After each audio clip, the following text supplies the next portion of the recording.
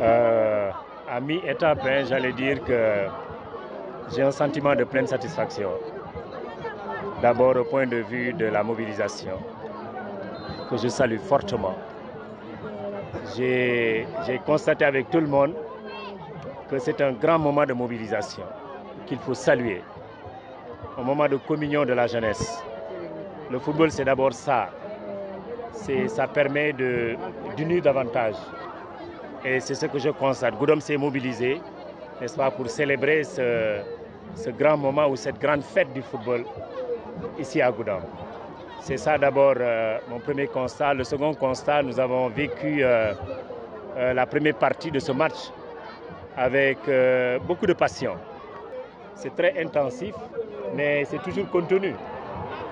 Nous souhaitons que... C'est ce que nous attendons aussi, un match passionné entre la Liberté et Diola Kounda. Donc, je vois que tout est en place. C'est le moment pour moi de féliciter véritablement la nouvelle équipe de la zone de Goudam, avec son président Fatih et l'ensemble de son équipe, pour avoir réussi ce moment-là. Il ne me reste qu'à prier pour que la fête se termine en beauté et que véritablement que ça soit le triomphe, n'est-ce pas, du sport au niveau de Goudam, pas autre chose. C'est ce que nous attendons, véritablement. Je voudrais qu'au coup de sifflet final, que ça soit un match teinté de beauté, teinté de succès, teinté de solidarité entre tous, qu'on ne dépasse pas ce cadre-là. Donc c'est ça véritablement que j'attends et j'ai bon espoir qu'on va y arriver avec la plus belle manière. C'est une option du président de la République qu'il faut saluer parce que les mouvements navétanes, à un moment donné, ont débordé de tous les flancs avec beaucoup d'insécurité. On a vécu toutes sortes de violences caractérisées à travers les mouvements navétanes. Ce n'est pas ça l'objectif des navétanes à l'origine. On a créé les navétanes, on a initié les navétanes, c'est pour rapprocher d'abord la jeunesse. C'est pour réconcilier la jeunesse avec elle-même. C'est pour faire en sorte que le sport soit un trait d'union, qu'il transcende toutes les questions ou toutes les contradictions internes que nous pouvons vivre. C'est ça l'essentiel. C'est la raison pour laquelle cette nouvelle option du président de la République mérite d'être saluée, véritablement. Les navétanes doivent servir. Il ne faut pas que ce soit des moments à Dakar, quand vous êtes là-bas, ou partout au Sénégal. Quand nous sommes en période de navétane, c'est pratiquement le statu quo. Les gens évitent même de se déplacer parce qu'il y a tel endroit, il y a match où il y a tel... Ce n'est pas ça l'objectif du sport. Encore une fois, le sport, c'est un vecteur de paix et de stabilité.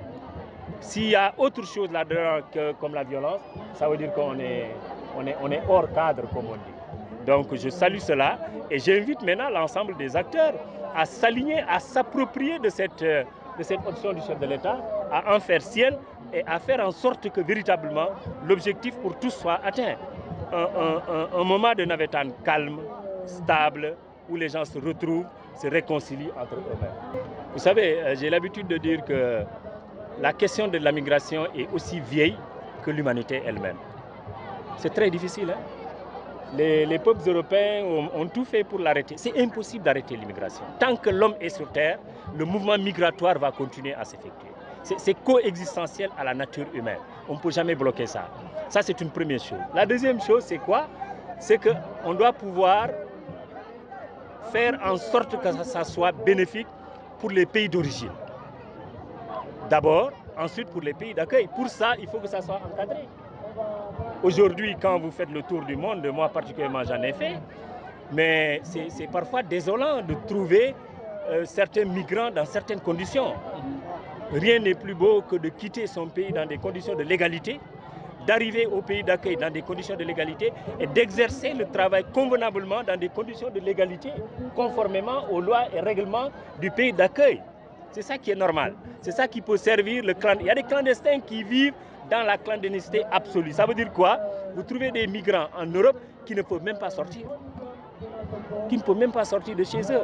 C'est ça la clandestinité absolue. Donc bref, je pense que cette option du gouvernement, c'est une option qui a été là avec l'Espagne, qui est en train un peu de se diversifier avec d'autres pays, il faut l'encourager. Il faut faire en sorte que nos enfants qui ont l'intention de partir puissent partir en étant certains qu'à l'arrivée, ils vont trouver quelque chose à faire. C'est ça le plus important. Surtout quand je pense au mouvement, à la jeunesse féminine, par exemple, que vous rencontrez hors du pays. Mais il y a de quoi encadrer, n'est-ce pas, cette migration-là, pour qu'en définitive, ça soit un véritable vecteur de développement pour nos pays respectifs. Donc je salue véritablement ce truc circulaire. Maintenant, ce n'est qu'une goutte dans la question ou dans la problématique de l'immigration.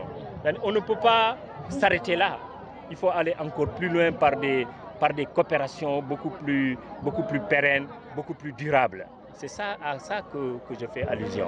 Au moment où beaucoup de pays aujourd'hui, comme les États-Unis, se battent pour fermer leurs frontières ou pour provoquer un retour des migrants, donc nous avons la responsabilité en tant que pays en difficulté, où nos jeunes sont tentés véritablement de penser à d'autres solutions, d'explorer d'autres pistes comme ce qu'est en train de faire le gouvernement actuel.